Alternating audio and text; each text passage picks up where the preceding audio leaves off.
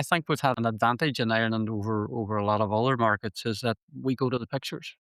We still have customers coming through our front door and go, okay, what are we going to see tonight? Where other markets they tend to go to see a particular film rather than going to the pictures. It's still part of the Irish psyche. It's still part of the Irish psyche to put on their leisure activity.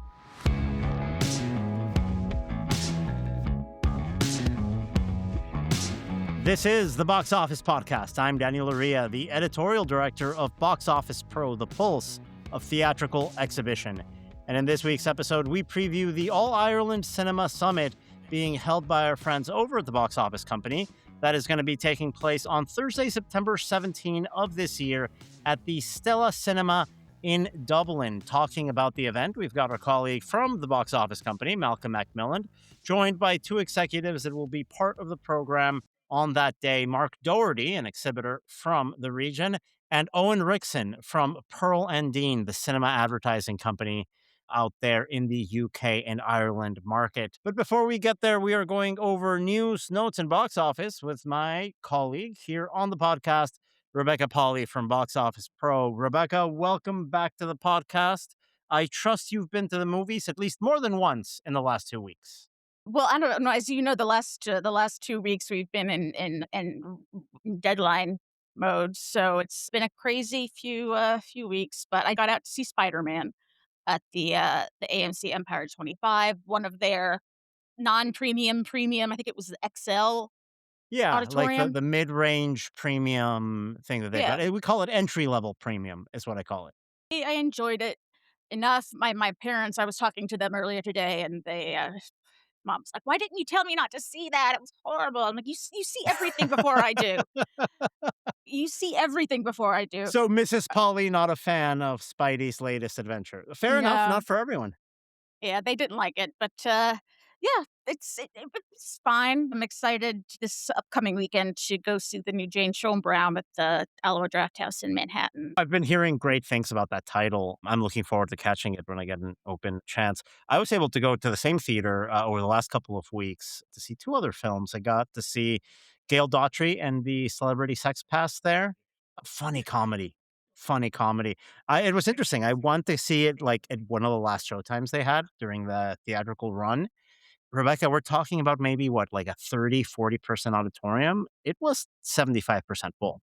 And then it was, Oh. like, down to, like, 1 showtime a day, and it was really well attended. I wish these comedies could get a little bit more space in the marketplace. It's Mhm, it's just tough, especially when you have a behemoth out there. mhm. Spider-Man, of course, I got to see that over at the ScreenX with Real D 3D at the Regal Union Square, and man, it looked incredible. Really, really great presentation on the ScreenX side. And I mentioned this about the Andrew Garfield movies, the Amazing Spider-Man 2 films, in last week's episode when we go over the entire Spider-Man franchise. Spider-Man in 3D is a treat.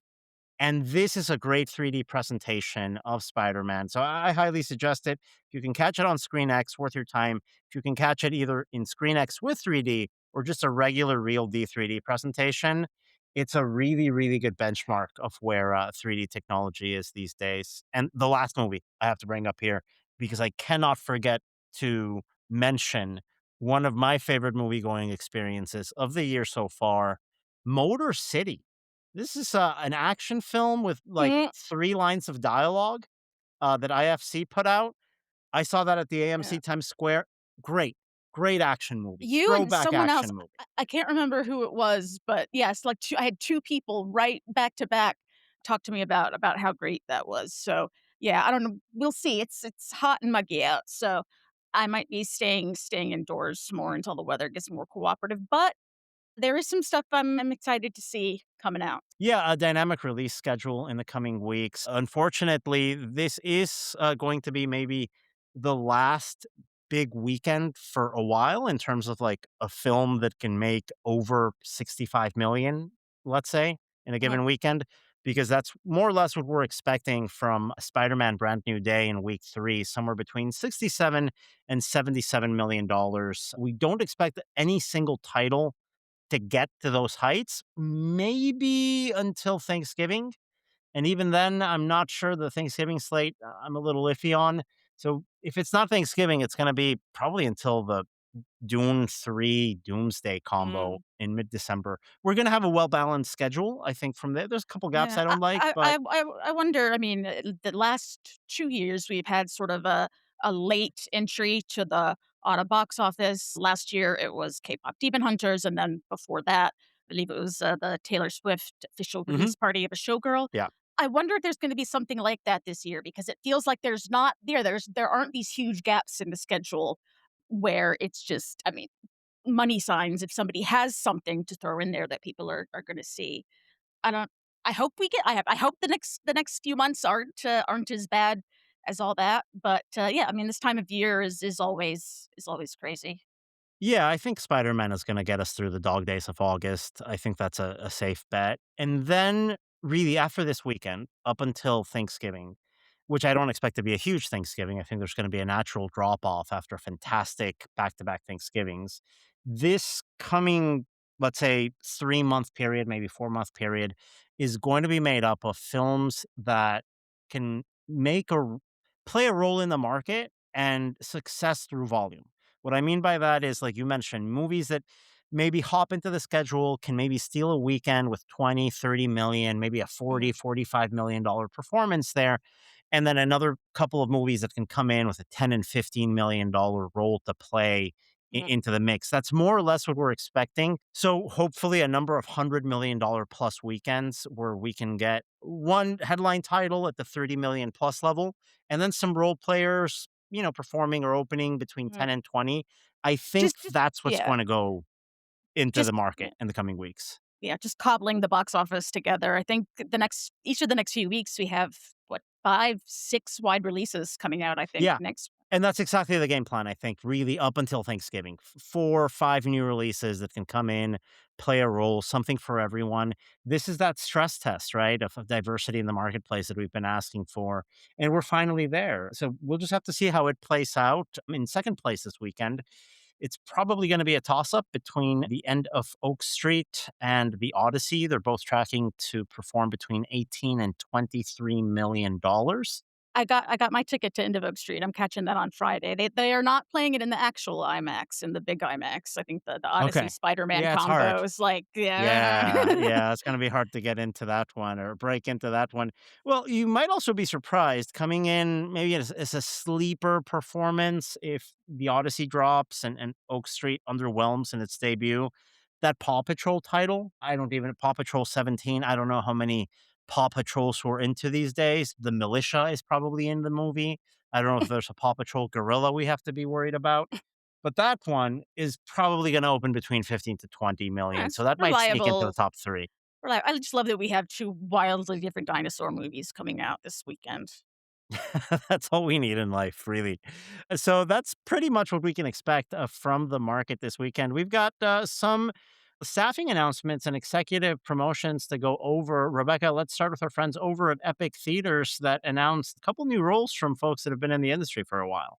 Dalton Brown has been promoted to the role of Director of Operations and now stepping into the role of Director of Food and Beverage. Dan Hurley, who, of course, is heavily involved in the Entertainment, Food, and Beverage Association, which has their annual expo coming up. But yeah, it's good to see some of these theaters really take advantage of the wisdom that comes from people who have been through this in this industry through some tough times.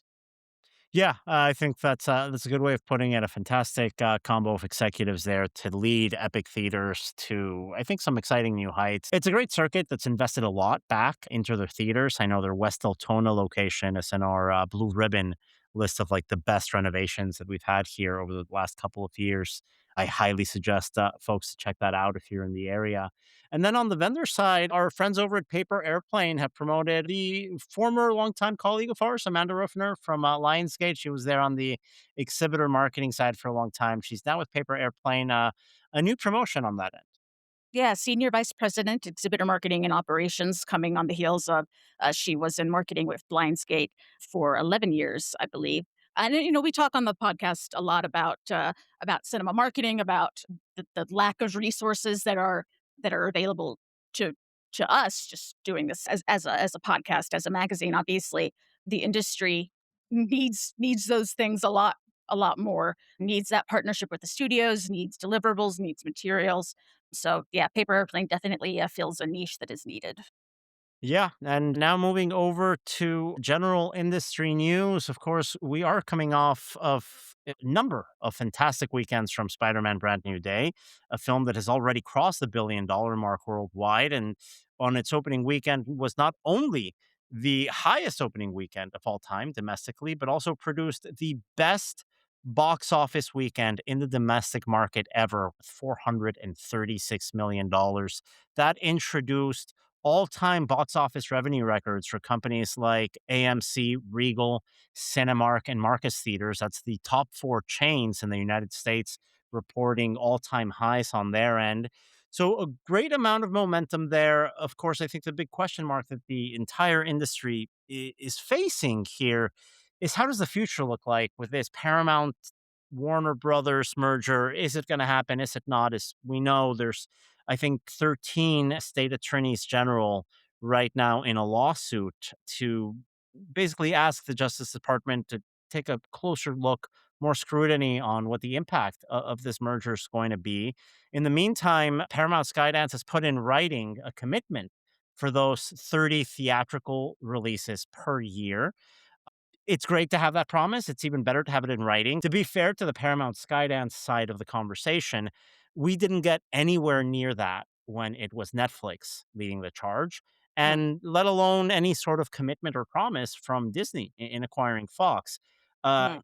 I do have to give the Paramount Skydance team a lot of credit for saying the right things, for Mhm. bringing David Ellison to CinemaCon and to Yeah. give, I think, a very powerful speech that I'm not sure convinced everyone, but went a long Well, way in quelling some fears. yeah, I'm maybe a bit pessimistic on the front. I mean, I just feel like after the last few CinemaCons we've had, after the last few years we've had the evolving windows conversation, I think it just became more and more and more obvious that you have to say you're gonna do that. It's optics at this point. I mean, I feel Yeah. like I'm still not convinced, on that front, but we know one person who is.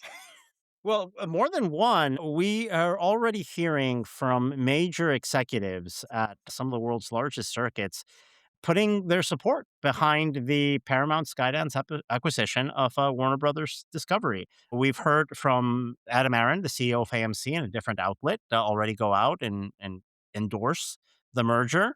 And this last week, we heard from Tim Richards, CEO of View, one of the largest circuits in Europe, and I believe the largest or second largest, if I'm not mistaken, over in the UK and Ireland.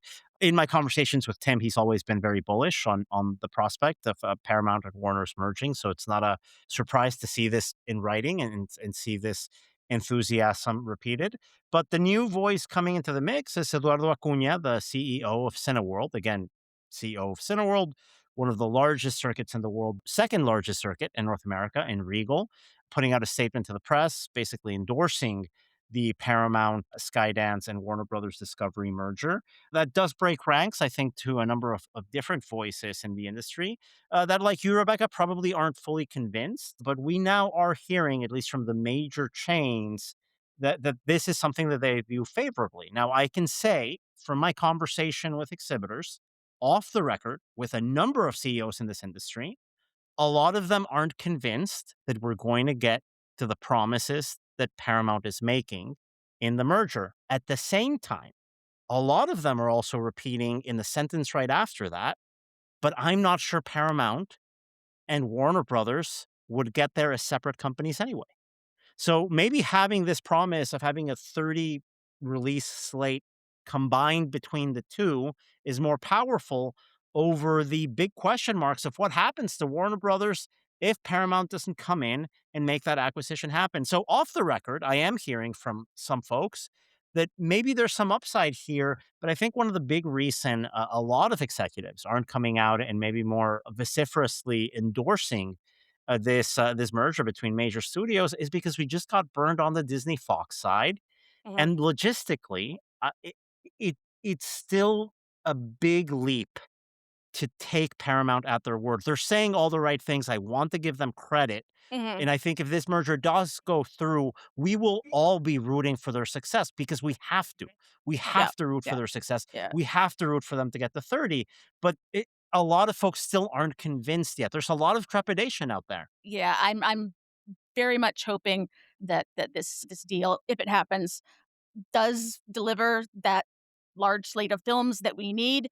More than that, I mean, like, I get Kunitz and Richards, like, these chains are going to be negotiating for terms with the combined Paramount-Warner Brothers should that happen. Mhm. I'm just, I mean, I'm always concerned about the indies, the regionals, the smaller chains Right. who don't have that ability to just speak directly to some of the studios on the larger side here. Yeah, they say, oh, the Ellisons offered to do a consent decree, so we might be going back to doing a different consent decree We're after gonna the have Paramount. Paramount Consent Decree Paramount. 2, Electric Boogaloo, Yep, The Return, the call it. sequel. Yeah, no, it's great. Sequels are a big part of this industry. So yeah, we might come back to Paramount Consent Decrees Part 2. So that is the latest update we have on this ongoing saga between Paramount Skydance and Warner Brothers Discovery.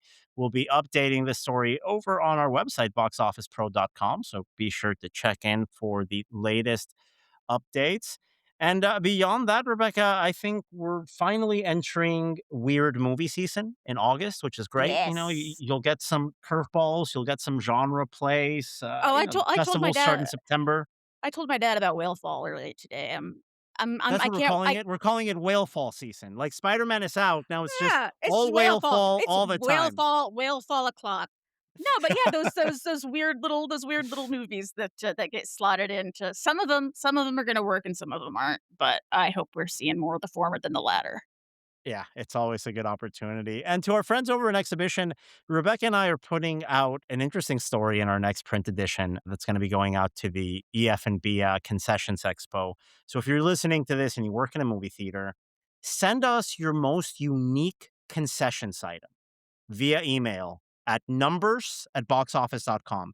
That's numbers, number plural, numbers at boxoffice.com. Send us a picture, send us a description. We're going to be getting our picks or editor's choice of the most unique menu items from concession stands all over the world. Forget the country, all over the world. And we're going to be doing a nice story of this for our next magazine. That's numbers at boxoffice.com. Write in. We want to see what you're selling to people. So if you've got something unique, weird, crazy, wild, whether it's an LTO or a fixed menu item, please send it over to us over at numbers at boxoffice.com, and we will pick our favorites to go in the next print edition of Box Office Pro magazine. That pretty much wraps up everything that we had in our running order for today. So now, with any further ado, after this sponsor message, please stick around for our special preview of the All Ireland Cinema Summit that is going to be taking place on September 17 of this year at the Stella Cinema over in Dublin. Stick around and we will talk to you again next week. The box office has been great this summer, but what about the winter blockbusters? Projector manufacturer Christie showed footage from Dune Part 3 at CinemaCon this year as a part of their VDR demo. Of course, the film looks amazing on laser projection, but they also showed the difference between watching it with and without their new enabling technology called VDR, which brings out the details and emotions in dark scenes, an upper-level contrast that can change the impact of an image. To learn more, visit christiedigital.com/VDR.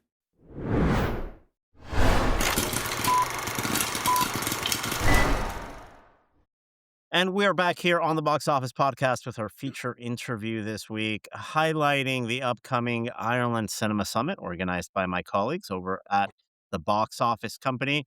We've got a great roundtable here of folks, but instead of me rattling names, if we can go around the room here and have everyone introduce themselves individually, starting with Malcolm. Yes, hello, Daniel. Thank you very much for having us on. Malcolm MacMillan. I'm EVP Exhibitor Relations in EMEA for the Box Office Company. I'm also organizer of the All Ireland Cinema Summit. Mark Doherty, owner of Century Complex in Letterkenny, County Donegal, Ireland. General Dog's Body, you name it, I do it. Thanks for having us on. Eoin Wrixon, Pearl Ireland. We sell cinema advertising in Ireland to cinemas. Great. Well, it's a nice, well-rounded conversation here with representative from Cinema Advertising, an exhibitor, and our colleague Malcolm here representing the vendor side of the space with the box office company. A lot to talk about, but maybe so our listeners get settled on where the Irish market is today, which is part of the UK and Ireland market here internationally. Maybe, Owen, could you start by giving us maybe a top level recap of what Ireland's importance is, not only to that UK and Ireland market, but also Europe as a whole. Yeah, I think look through the guise of from an advertising perspective, where Ireland is and cinema advertising is, cinema in Ireland has the highest levels of engagement across Europe for cinema attendance, and also where cinema going is as a cultural activity has always been key to, kind of our Irish going out. I mean, leaving aside stereotypes, which we all mentioned here. I think one stereotype we all need to bear in mind is that cinema has been a core part of going out in Ireland and part of entertainment. And we've got Mark here who represents, key cinema in Donegal, and that's a key part of it. It also extends to cities like Dublin and Cork. So where we are is obviously Mark can attest to from his side of it, but I can tell you from an advertising side, COVID obviously had its impacts, but that'll be the last time I mention that C word. We're into a post market now, and a new kind of a level as we benefit in Ireland from continued investment by cinema owner partners, a strong slates being released by distribution, which is another topic. We've had some strong years for Irish content, the Irish market as a whole. A lot of obviously English and American content makes up our top tens, but where it is currently at the moment, 25 was very good, 26, we're looking at increased admissions. Again, from our side, from an advertising perspective, it's very much about admissions and about changing that narrative away from, kind of set top boxes to the unique entertainment engagement that is cinema. And that is very much resonating with the people that I deal with, which is or the business deals with, which is advertising agencies and brands who want to be associated with audiences that are investigating films that are only releasing on cinema and in unique environments. And that is, in a nutshell, where I see our cinema as at the moment in strong position from, with regards audience delivery. And we won't mention the C word, but definitely on a positive progression. Well, the C word I will mention is capita in terms of per capita, because the admissions per capita in Ireland have been fantastic. We see that it's significantly above the average of the rest of Europe and even with the UK, where you guys share a market with. It's one of those pandemic recovery success stories that we like to highlight in terms of how the country has been able to come up, innovate, and reconnect with its audiences. The cinemas are at the center of that conversation. And Mark, as an independent cinema operator, I think your perspective on this is important because we know the importance of having major circuits, maybe help spread the word of what the cinema experience is like. But in the other half of the equation is the importance of having independent operators come in and innovate and offer something different. Could you guide us through the landscape of what the Irish cinema industry is like at the exhibitor level? What's the sort of proliferation of chains versus independents? Well, I think you've seen that in Ireland with Omniplex in particular have become a very dominant player in Ireland over the last couple of years, and I think you'll see that continuing. But I think we've had an advantage in Ireland over a lot of other markets is that we go to the pictures. We still have customers coming through our front door and going, okay, what are we going to see tonight? where other markets they tend to go to see a particular film rather than going to the pictures.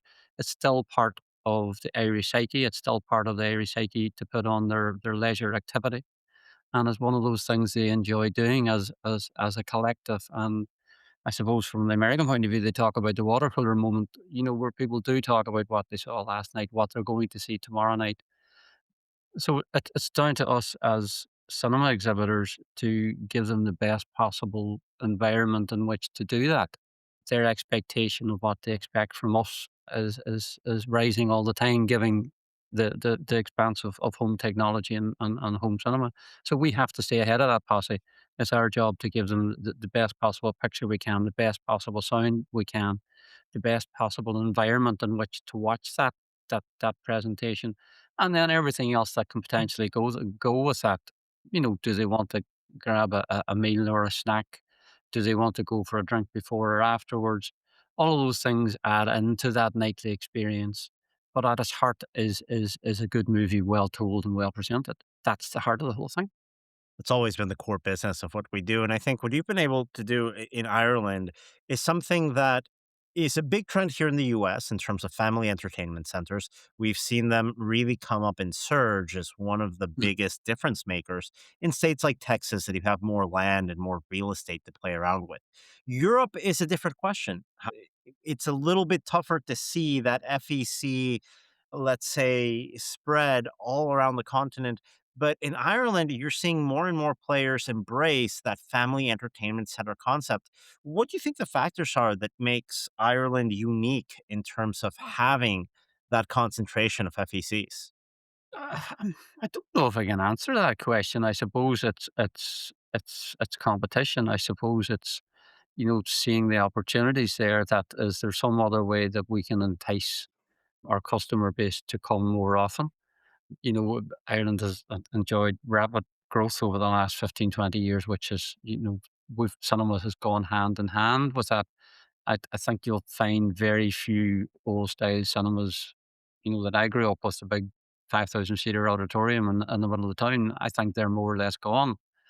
I think you'll find with the advent of retail shopping, which sort of hit Ireland over the last, I don't know, 15, 20 years, cinema has moved with that. So we've had the space to grow. We've had the space to give them those other options. But we've tried to make, build cinema in as part of a destination for people to spend their leisure time so they can come to us. They can come and watch a film. They can get that meal beforehand. They can bring the kids to do other things as well and have an entire day out in one location. So I think that's probably part of it. But I think there's a real passion for cinema in Ireland, both from our customers and from the cinema operators that I know.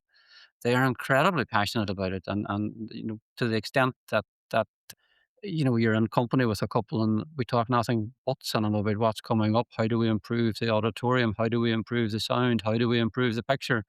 And I'm sure our better halves are sick listening to us at this point.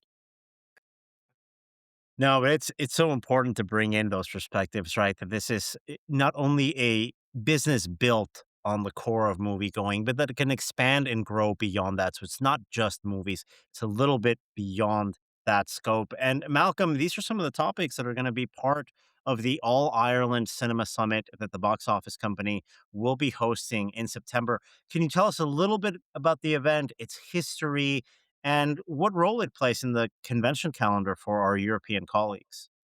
Yes, of course. I mean, the All Ireland Cinema Summit was born just over 4 years ago. We decided that there wasn't a proper coming together of the Irish cinema market, and we thought we would help facilitate that. And it has been growing from strength to strength. It's just a day. It's not a whole. It's not. It's not a sort of big conference.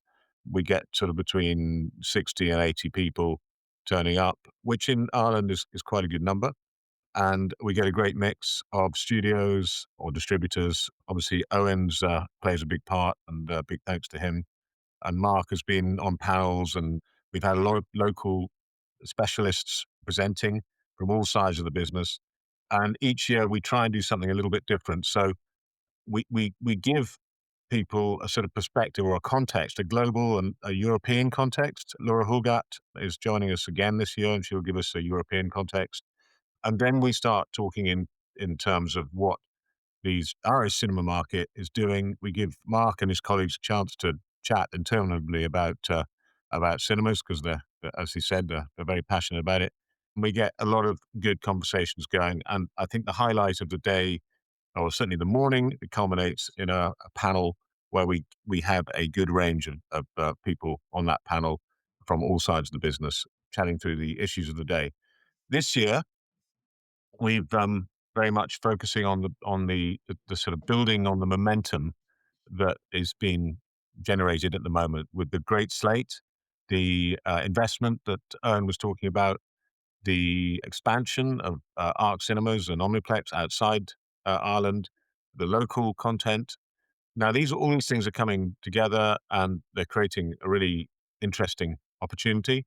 And I suppose the purpose of this year's summit is to try and ask what's next. How does the Irish cinema market build on this growth that they are enjoying at the moment? And that's really going to be the purpose of the day. And we're very much looking forward to it. Well, let me put Owen on the spot, having heard that question. And of course, you're going to go into a lot more detail on that when you are able to meet in person and in mid September. But Owen, we're looking at a market that has recovered spectacularly well. That is, as we mentioned, is outpacing the average in terms of per capita admissions. What are the factors that you think has put Ireland in the driver's seat of this pandemic recovery? And what can other markets internationally learn from the Irish example? Hmm. I think Mark touched on a lot of the key points from our partner's perspective. My overview of it would very definitely be, and I would touch on that basically, you know, from our perspective within Ireland, the cinema going as a habit and that piece of where cinema sits within the leisure activity has, people missed it post the when we were all locked up. I think the other piece on this is that, and I know it's, people listening saying, "Oh, you're repeating the same thing." I think consistently the people are investing, right? They're investing both in formats and they're investing in the what the customer is experiencing when they walk in through the door. From my side of the table, an advertiser is looking at cinema because they're going, they have a plethora of media. The media mix is massive now between digital, Mhm. etc. And where our conversation very much over the last year and a half, 2 years has come back on the table is the audience that cinema is delivering is unique, it's engaged. Other audiences from a media perspective are 2 or 3 screeners. They're not within a cinema environment. They're very focused. They are, they're passionate about what they do, and it's not meaning to kind of bring it down into kind of some niche. It's not a niche. It's broad. It's across families. It's across all, and it is, it's not what's unique maybe to the Irish market is that it's quite concentrated. We've got a strong economy as well, which is helping. Okay. I think the other thing as well is that I would say this, but as a leisure activity, it's value for money. And when others are out there, and there was that conversation around, oh, Netflix is costing me this, etc., etc. When you actually look at it, when you've got multiple subscriptions, and then you've got a night out, at a cinema that kind of, and family time is quite unique. I think all of these factors are playing in. They're not unique to Ireland, but I think they have been very much concentrated and have delivered. I do think the film slate mix and that consistency and the quality of the product there is, and by product I mean that the leisure product has really kind of fed into it. And very definitely from my side, the advertisers are recognizing that and they're kind of going, look, whereas before there might have been discussion around, oh, cinema, it's existential, kind of this threat. It's now very much moving back into, right, we want an opportunity to engage with this unique audience, and our engagement is both on screen. We're increasingly seeing more and more requirements for engagement beyond the screen, whether that's in the foyer, brand association with what's going on in the foyer, etc. So people want to understand what that cinema, kind of attendee is, and we're having conversations now again that we had in 2018, 2019. Do you know what I mean? Like particularly over the last 18 to 24 months. Mhm. Yeah, it's been a great story, I think, to track here on a global level, seeing just what that recovery looks like, just seeing that great interest, not only from the advertisers that advertise in your screens, but also the bigger picture of cinema as a whole. Mark, looking at this, let's say, pace of admissions, this pace of recovery, the conversations that you and talked about of going back to 2018 and 2019. My next question for you would be what's next for Irish cinemas? I mean, we've seen so many different innovations. We've seen expanded food and beverage concepts. We've seen the introduction and proliferation of family entertainment centers. What's the next big thing happening in the market for exhibitors? Um, well, I think more of the same, to be perfectly honest. I think one of the lessons that we have seen over the last 12 to 18 months is the range of content that we have an audience for. From everything from the small locally produced film to the Spider-Mans, to the foreign language, to the Bollywoods. All of that content is finding a market. One of the other ones we're noticing is that some of the classics that are now being sort of slowly released back into the marketplace are actually finding an audience that where people have seen these, I don't know how many times in cinemas. I don't know how many times they've watched them at home. But it comes on the cinema screen and you sell it out because they want that environment, they want that shared experience. And in some cases, they want to bring their sons, their daughters, their nieces and nephews to share that experience that they had growing up. So I think you're going to see more of that. I think we're probably going to go through 2019's figures, if not this year, certainly next year, because we're seeing very strong recovery in the Irish market. And we do love going to the pictures. We love that social, and provided exhibitors can give that environment and enhance the environment and improve the environment that our customers want and demand, well, then that market will continue to grow. Yeah, I think that's definitely the momentum that we're seeing from Ireland. And Malcolm, you're organizing this event, as we mentioned, September 17. Could you give us more details in terms of who can attend, how can they attend, and what can they expect from this year's edition of the All Ireland Cinema Summit? Yeah. So the event it's a free event. It's open to primarily cinema owners and operators, marketing people. I mean, really anyone within the cinema environment. Also, the distribution side of the business as well. They will all attend, which is great, and we'll have a trailer show in the afternoon. Looking forward, seeing what's coming up, and maybe thinking about some marketing ideas for some of the films that are coming soon. We've got industry bodies such as Screen Ireland, who will also be involved in some capacity. And obviously, there's a small group of supplier partners, such as Pearl& Dean.